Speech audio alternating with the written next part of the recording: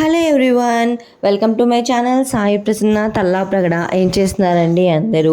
నిన్న మా హస్బెండ్ని మార్నింగ్ టెంపుల్కి తీసుకెళ్తారా, ఏ టైంకి వస్తారో అని అడిగానండి. అయితే మా హస్బెండ్ అన్నారు ఆఫీస్కి వెళ్ళి 9:15కి తంబేసి వస్తాను, తీసుకెళ్తాను అన్నారు. సో 9 o'clockకి వెళ్ళిన మనిషి 12 o'clock వచ్చారండి. ఏంటి అంటే ఆఫీస్లో వర్క్ ఉందట, సో మర్చిపోయారు. మొబైల్ ఏమో స్విచ్ ఆఫ్ అయిపోయింది. మళ్ళీ 11:30కి కాఫీ తాగుతుంటే గుర్తొచ్చిందంట. ఇంకా తీసుకున్న కాఫీ కూడా అక్కడే పెట్టేసి వచ్చి తీసుకెళ్లారు.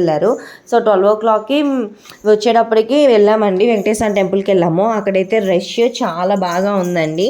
అయితే సరేలే ఇంకా కొంచెం సేపు వెయిట్ చేసాము. లైన్ అయితే కదలలేదు. ఒక హాఫ్ అన్ అవర్ క్యూలో కూర్చున్నాక లైన్ అయితే కదిలిందండి. ఇంకా వెళ్ళి దండం పెట్టుకుని బయటకైతే వచ్చేసాము.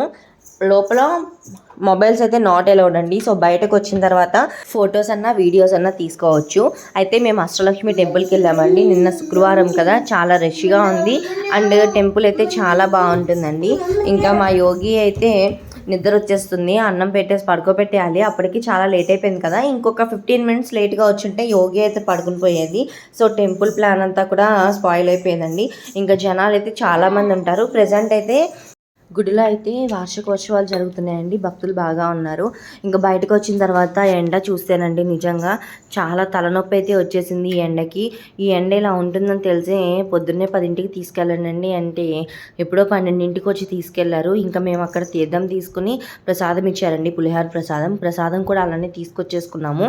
అయితే తీర్థంలో మాకు తులసి దళం వచ్చిందండి. మా యోగి అయితే ఇంకా కొంచెం ప్రసాదం పెట్టిన తర్వాత తులసి దళం తీసుకుని అది తినేసింది.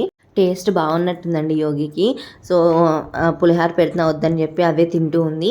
ఇంకా మేమైతే కార్లో కూర్చుని ప్రసాదం తినేసామండి. సో ప్లీజ్ ఎండలో మాత్రం పనుంటే తప్ప ఎవ్వరూ బయటికి వెళ్ళొద్దండి, ఎండలు చాలా గట్టిగా ఉన్నాయి.